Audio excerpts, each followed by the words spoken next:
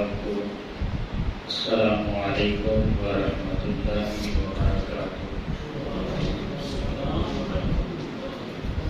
امام الانبیاء صلی اللہ علیہ وسلم کے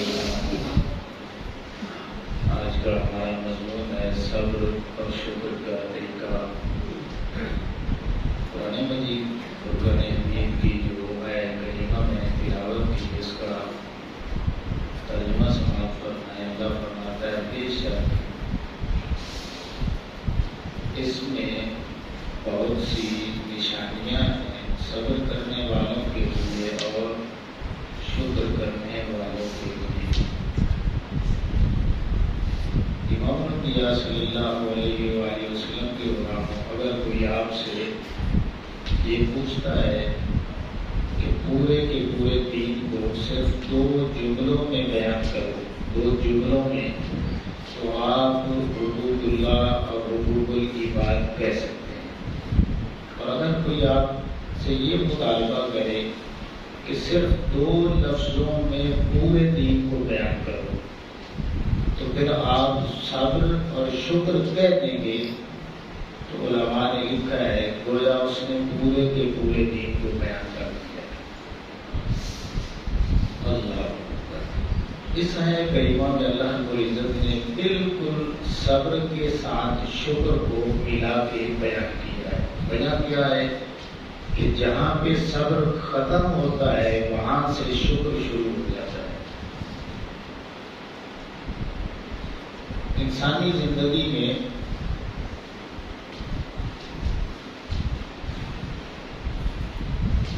دو طرح کے حالات و واقعات کسی پر بھی کسی بھی وقت آ سکتے ہیں۔ انسانی زندگی میں 2 طرح کے حالات کسی پر بھی کسی بھی وقت آ سکتے ہیں۔ ایک ہے خوشی کا لمحہ اور ایک ہے پریشانی کا، مصیبت کا لمحہ۔ تو الحمدللہ ہم جس دین کو ماننے والے ہیں، ہمارا دین اسلام ہمیں ہر موقع پر رہنمائی فراہم کرتا ہے کہ اس وقت ہم نے کیا کرنا ہے۔ قرآن مجید فرقان حمید میں کئی مقامات پر جہاں پہ اللہ رب العزت نے آزمائش یا امتحان کا ذکر کیا ہے تو وہاں پہ صبر کا حکم کیا ہے، اور جہاں پہ اللہ رب العزت نے اپنے انعامات اور احسانات کا ذکر کیا ہے تو وہاں پہ اللہ نے ہم سبھی کو شکر کا حکم کیا ہے۔ اب سوال یہ پیدا ہوتا ہے کہ صبر کیا ہے اور شکر کیا ہے؟ سب سے پہلے صبر کسے کہتے ہیں؟ کسی بھی مصیبت پر اللہ کی رضا پہ راضی رہنا یہ صبر کہلاتا ہے۔ اب یہ ذہن کے رکھ لیں، صبر کرنے کے لیے امتحان کا دینا ضروری ہے۔ قرآن مجید سورہ عنکبوت 2 آیت میں اللہ فرماتا ہے کہ احسب الناس ان یترکوا ان یقولوا آمنا وهم لا یفتنون۔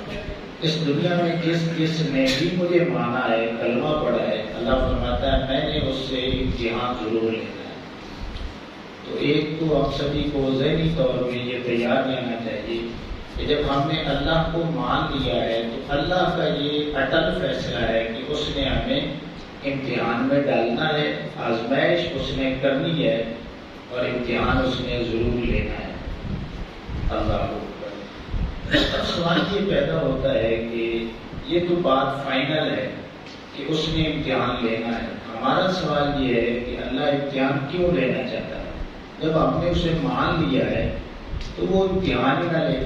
اللہ فرماتا ہے میرے بندے دنیا میں دیکھ لو، امتحان اس لیے دیا جاتا ہے کہ اس کا درجہ بڑھایا جائے، اس کی عظمت بڑھائی جائے۔ اسکولوں میں، کالجوں میں، یونیورسٹی میں پیپر ہوتے ہیں، کیوں ہوتے ہیں؟ اس لیے کہ اگر بچہ 2 میں آئے تو 3 میں چلا جائے، 5ویں میں آئے تو 6 میں چلا جائے، 9 میں آئے تو 10 میں چلا جائے، اگر وہ فرسٹ ایئر کا اسٹوڈنٹ ہے تو وہ 2nd ایئر میں چلا جائے۔ تو اس لیے امتحان لیا جاتا ہے، اور اس کا ذکر ابو داؤد شریف کی 3090 نمبر حدیث مبارکہ موجود ہے۔ بالکل آقا کریم علیہ السلام نے امتحانوں کا بھی ذکر کیا، وجوہات بھی بیان کی۔ اگر کریم علیہ السلام نے فرمایا ابتلا اللہ فی جسدہ او فی مالہ او فی ولدہ، جو کلمہ پڑھتا ہے اللہ رب العزت 3 طرح کے امتحان اس بندے سے لیتا ہے، اور یقیناً آپ ان امتحانات سے گزرے ہوں گے۔ پہلا امتحان اللہ فرماتا ہے کہ فی جسدہ، جسمانی تکلیف دے کے، ہم سبھی بیمار بھی ہوئے ہیں، پریشانی بیماری بھی آئی ہے۔ پھر دوسرا اللہ نے فرمایا او فی مالہ، مال کے ذریعے میں امتحان لیتا ہوں، او فی ولدہ، اولاد کے ذریعے بھی امتحان لیتا ہوں۔ یہ 3 امتحانوں کا ذکر حدیث مبارکہ میں ہے۔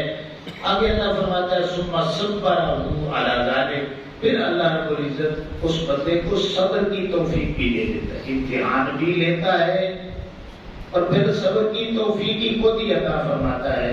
آگے نبی کریم علیہ السلام نے فرمایا حتی یبلغ المنزلۃ التي سبقت له من اللہ، اللہ کی بارگاہ میں اس کا ایک رتبہ، ایک درجہ مقرر ہوتا ہے، وہاں تک وہ جب نیکیوں کے ذریعے بندہ نہیں نہ پہنچتا، اللہ پھر امتحان دیتا ہے کہ میرا بندہ اس امتحان سے گزرے، صبر کی بھی میں توفیق دے دیتا ہوں، تاکہ جہاں تک اللہ نے اس کا رتبہ متعین کیا ہے میرا بندہ اس رتبے کو، مصیبتوں کو جھیل کے پا لے۔ اللہ تو یہ اللہ رب العزت کا کلیہ قانون اور طریقہ ہے، سنت ہے کہ اس نے امتحان بہرحال ضرور لینا ہے۔ امام الانبیاء صلی اللہ علیہ وسلم کے غلام، اب صبر جو ہے یہ شروع کہاں سے ہوتا ہے؟ ادھر سے ہمیں غلطی لگتی ہے۔ ہمارا صبر جب ہم اخیر دیکھ لیتے ہیں نا، اینڈ بالکل اس وقت کہتے ہیں اب میں نے اللہ پہ چھوڑ دیا، یہ ہمارا دین اسلام یہ صبر نہیں مانگتا، یہ ذہن میں رکھ لیں۔ ابو داؤد شریف میں 3124 نمبر یہ حدیث پاک موجود ہے۔ حضرت انس رضی اللہ تعالیٰ عنہ راوی ہیں کہ ایک عورت ہے، اس کا بیٹا فوت ہو گیا، اب وہ قبر پہ رو رہی ہے، آقا کریم علیہ السلام اس کے قریب سے گزرتے ہیں، اس کی چیخ و پکار کو سنتے ہیں اور فرماتے ہیں کہ صبر کر۔ اب اس نے دیکھا نہیں ہے کہ کس نے مجھے یہ بات کی ہے، تو آگے سے وہ عورت کہتی ہے کہ یہ جو مصیبت مجھ پہ آئی ہے اگر تجھ پہ آتی نا تو تو نے بھی یہی کام کرنا تھا، یعنی رونا تھا، چیخنا تھا، چلانا تھا۔ آقا کریم علیہ السلام وہیں سے گزر جاتے ہیں، اب ایک صحابی اس کے پاس آتے ہیں، اسے ساری بات بتلاتے ہیں کہ یہ تم نے جس کو جواب دیا ہے نا یہ کوئی عام انسان نہیں ہے، یہ اللہ کا نبی ہے، آقا کریم علیہ السلام نے آپ کو حکم دیا۔ اب وہ دوڑی پیچھے جا کے آقا کریم علیہ السلام کے گھر میں جاتی ہے، حجرے میں جاتی ہے اور فوراً معافی مانگتی ہے، یا رسول اللہ صلی اللہ علیہ وسلم میں نے دیکھا نہیں تھا، غلطی ہو گئی، میں معافی مانگتی ہوں، میں نے صبر کیا۔ یہ ساری چیزیں اب وہ مانتی ہے۔ حدیث پاک میں آتا ہے کہ آقا کریم علیہ السلام نے فرمایا انما الصبر عند الصدمۃ الاولى، صبر وہ ہوتا ہے جب ادھر مصیبت آئی، ادھر بندے نے کہہ دیا کہ میں اپنے رب کے لکھے پہ راضی ہوں، تو یہ صبر ہے۔ اب ساری تو نے وہ اپنا معاملہ کر کے تو اب کہہ رہی ہے، تو اب وہ صبر نہیں رہا۔ اللہ اکبر۔ اچھا اس میں بھی ایک بڑی بات یہ ہے، وہ یہ کہ ادھر اللہ کی طرف سے امتحان آیا، بندے نے فوراً کہہ دیا کہ میں اللہ کے لکھے پہ راضی ہوں، تو اس کا مطلب یہ ہے کہ اس نے جو کلمہ پڑھ کے اللہ کے ساتھ اس بندہ مومن کا ایک تعلق بنا تھا نا، اس نے اس تعلق کو نہیں چھوڑا، مضبوطی سے پکڑ کے رکھا۔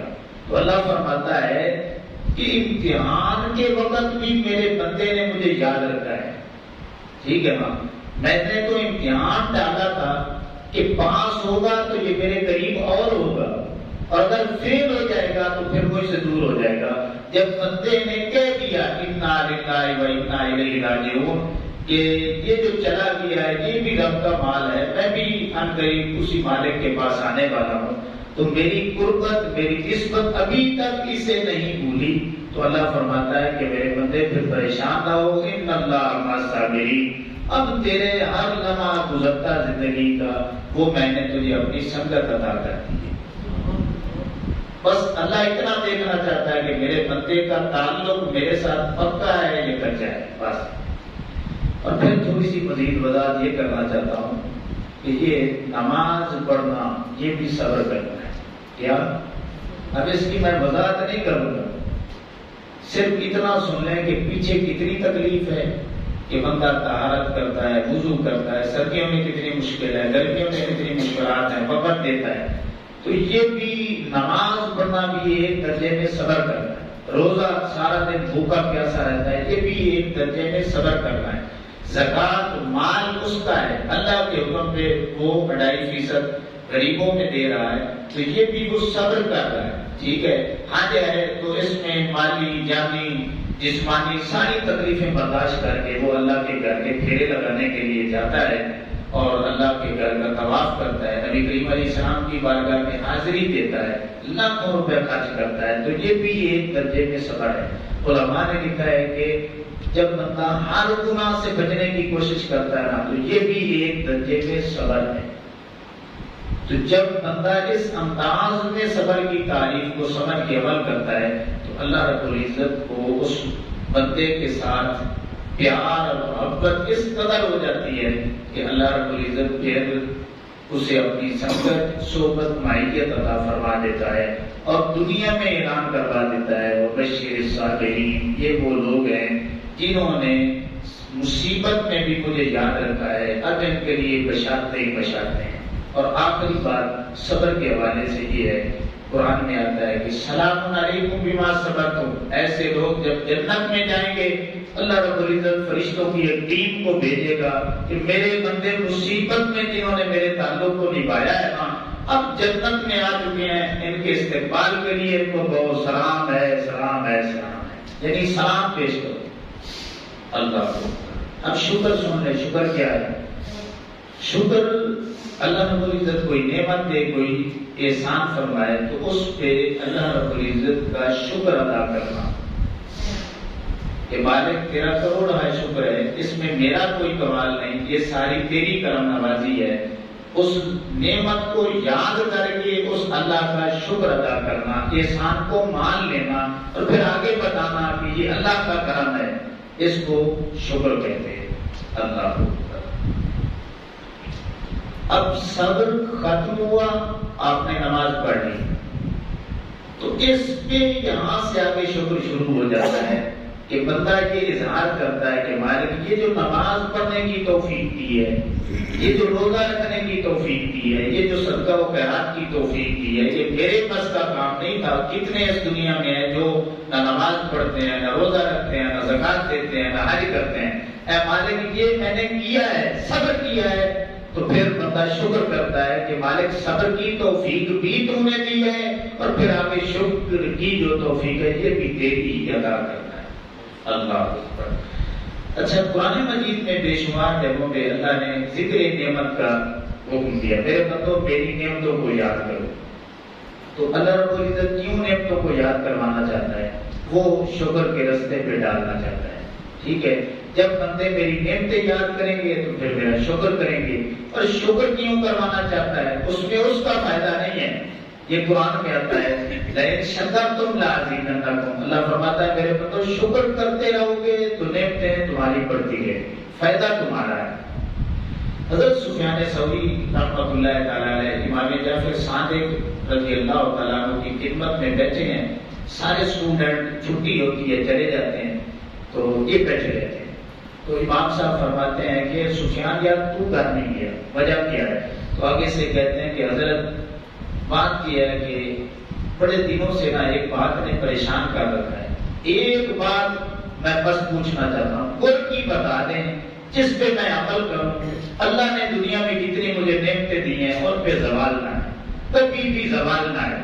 آپ مسکرائے، فرمایا سفیان بڑی بڑی گر کی بات تم نے ڈھونڈی ہے، چل اس کا جواب بھی چھوٹا سا لے لے. اللہ نے تمہیں جتنی نعمتیں دی ہیں دنیا میں، جتنی، ان پہ اللہ کا شکر نہ بھولنا. یہ کام تم نے کر لیا تو میرے رب کا یہ وعدہ ہے، سچے رب کا وعدہ ہے کہ تم شکر کرتے رہو گے تمہاری نعمتیں بڑھتی ہیں.